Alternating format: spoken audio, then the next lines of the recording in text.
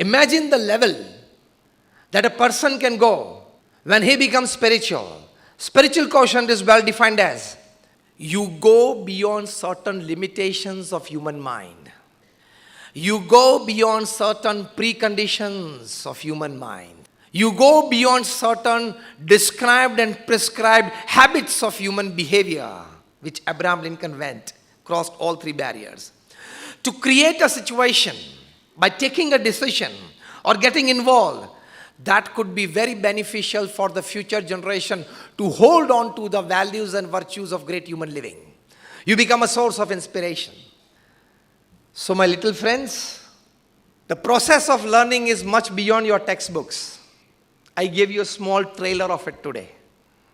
Am I right or wrong?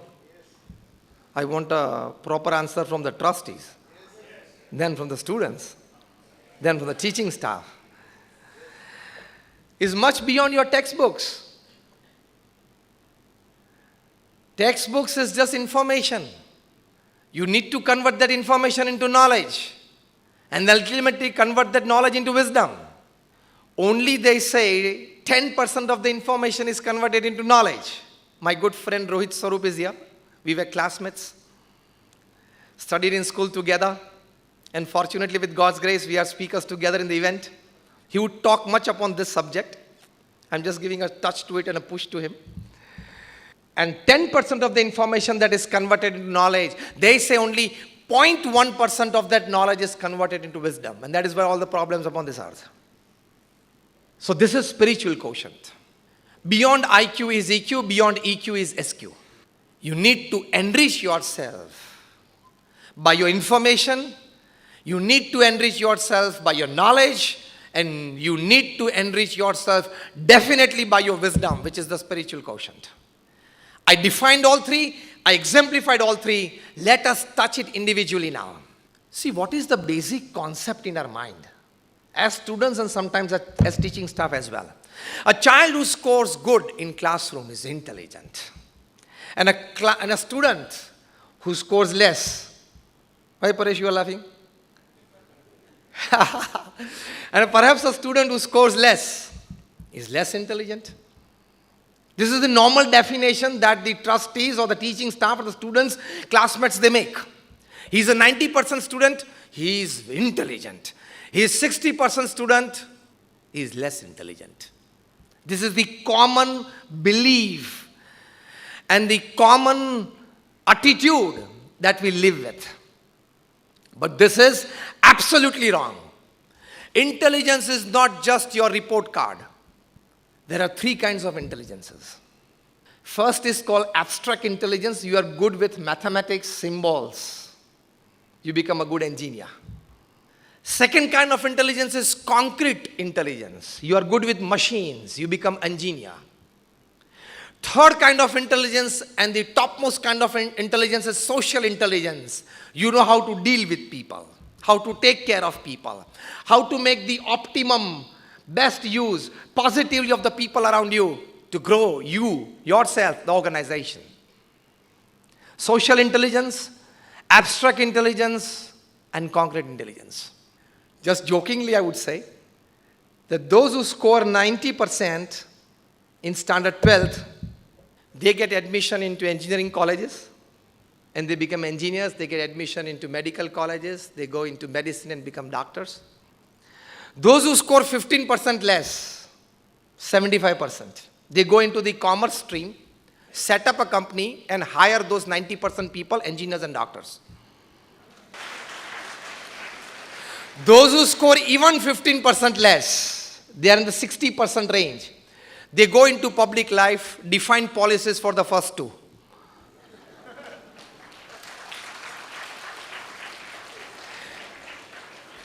And last, more jokingly, those who score even 15% less in the 45% range, they go in the underworld and control the first three.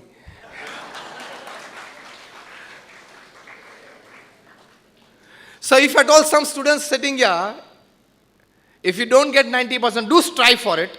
Because this is the period of learning, this is the period of scoring in your schools. Try to be the best student, scoring 80 plus, 90 plus, 95 plus. That is your endeavor as a student. But if at all you don't fall in that range, Don't get disheartened. One universe, 8 planets, 195 countries, 1864 islands, 7 seas, 7 billion population, not just 90% people they earn, okay? It's a huge thing, huge affair, the whole universe. So don't get disheartened. Know the field and the sphere of your interest. As there are amount of droplets of water in the sea, as there are amount of oxygen atoms in air, there are amount of opportunities in the field of your self-interest. To earn money, to gain reputation, to live a dignified life. So don't get disheartened. Try, but if you don't fall in that range, don't get disheartened. The time in the 60-70% range. Know in which field you are intelligent.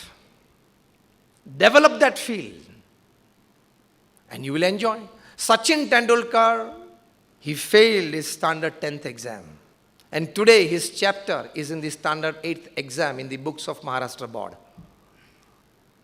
What I mean to say is, you can develop your intelligence in the field of your choice.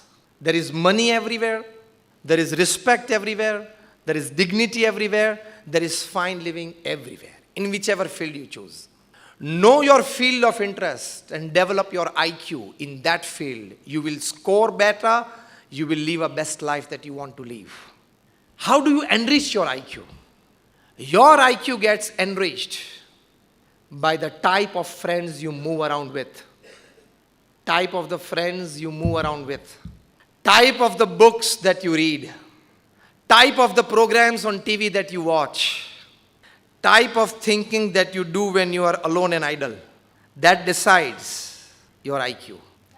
That elevates your IQ. That raises the bar of your intelligence.